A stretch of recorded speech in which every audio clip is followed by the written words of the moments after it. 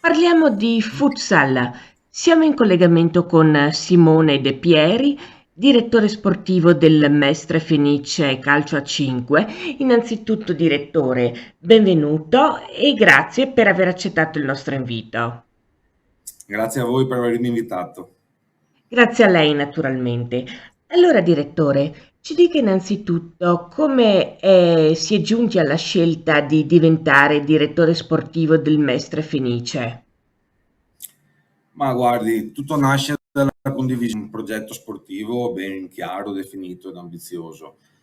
Fin dai primi incontri con la società ho avuto l'onore e il privilegio di confrontarmi con delle persone assolutamente competenti, con delle persone molto organizzate e con delle persone completamente concentrate sul voler migliorare giorno dopo giorno quello che è il progetto sportivo.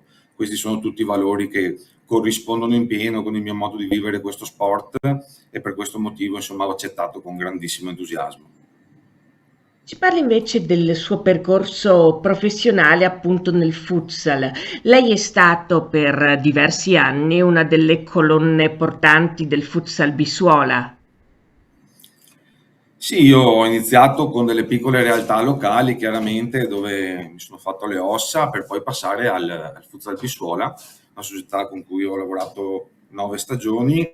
Siamo partiti dalla Serie D, abbiamo portato la prima squadra in Serie A2 e abbiamo lavorato molto sul settore giovanile, incrementando i numeri, ottenendo anche qualche buon risultato. Sicuramente è un percorso molto importante per quella che è stata la mia vita. È un percorso che mi ha permesso di acquisire molte competenze che sono prontissimo a riportare a Mestre Fenice.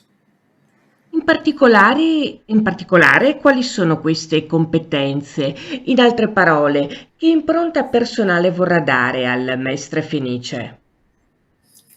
Ma io a Mestre Fenice vorrei dare indubbiamente un'impronta di organizzazione, ma soprattutto di serenità. La serenità è un aspetto fondamentale, specialmente dopo una stagione come quella dell'anno scorso, dove Mestre Fenice ha raggiunto gli obiettivi prefissati, ma lo ha fatto all'ultimo secondo, dove è stato comunque un anno difficile, non solo dentro il campo, ma anche fuori, nella serenità e nella gestione. Quindi la serenità per me è un aspetto fondamentale per permettere ai ragazzi di poter lavorare quotidianamente sul campo e poter affrontare al meglio un campionato difficile come è la Serie 2 Elite. Indubbiamente. Lei sa tra l'altro che raccoglie un'eredità piuttosto importante, parliamo di quella di Mariano Bidoia, che è stato per molti anni DS, prima della squadra del Mestre e poi dopo la fusione, ha vissuto a cavallo appunto della fusione del Mestre Fenice e quindi diciamo un personaggio che difficilmente si può dimenticare e che magari possono nascere dei confronti, non lo so. Ma insomma, io sono una persona diversa da Mariano. Mariano indubbiamente è stato, è e sarà insomma un direttore sportivo di prima fascia, un direttore sportivo che io ho sempre ammirato molto e che ringrazio per il grande lavoro che ha fatto in questa società, perché c'è tanto di lui in quello che siamo oggi. I confronti poi non spetta a me farli, l'importante per me è il lavoro che si farà e quelli che saranno i risultati. Certamente. Per quanto riguarda invece il mercato, la campagna acquisti appunto del Mestre Fenice, come sta procedendo? Ma guardi, abbiamo già concretizzato l'inserimento di 2 ragazzi, stiamo ultimando i dettagli per inserire un terzo ragazzo. Sono giocatori indubbiamente che ci porteranno esperienza e qualità su un gruppo prima squadra e abbiamo promosso in prima squadra i migliori atleti del nostro settore giovanile. Ehm, Valorizzare il settore giovanile è la mission di questa società e quindi era obbligatorio per noi poter dare una possibilità ai ragazzi che lo meritano e siamo orgogliosi e felici di averlo fatto. Anche perché, senza ovviamente nulla togliere alla prima squadra, ma il settore giovanile, il fiorente settore giovanile, chiamiamolo pure così, è uno dei fiori all'occhiello proprio del Mestre Fenice. Assolutamente sì, il settore giovanile deve essere il fiore all'occhiello di Mestre Fenice, c'è una storia importante di successi e di comunque competizioni giocate, ed è una storia che noi vogliamo assolutamente sviluppare e migliorare giorno dopo giorno. Anche perché sappiamo che potrebbe essere una frase fatta, ma in realtà non lo è. Ma per un ragazzo magari del vivaio, del territorio, è sicuramente una grande soddisfazione poi poter esordire in prima squadra della propria città.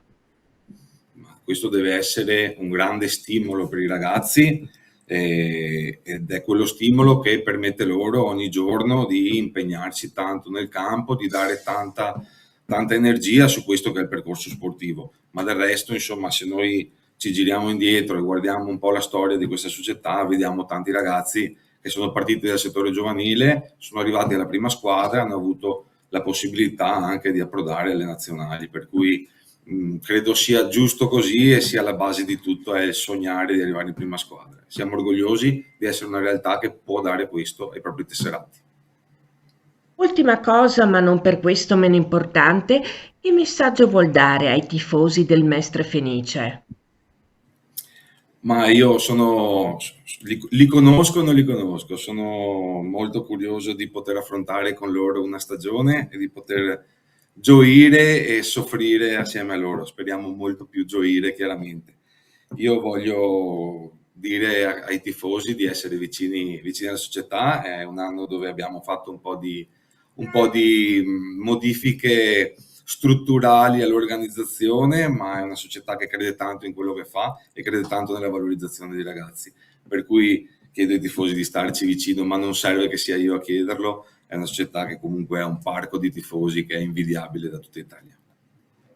Chiarissimo. E dunque per averci parlato di sé e del suo arrivo al Mestre Fenice Calcio a 5, ringraziamo di cuore il nuovo direttore sportivo Simone De Pieri per essere stato con noi.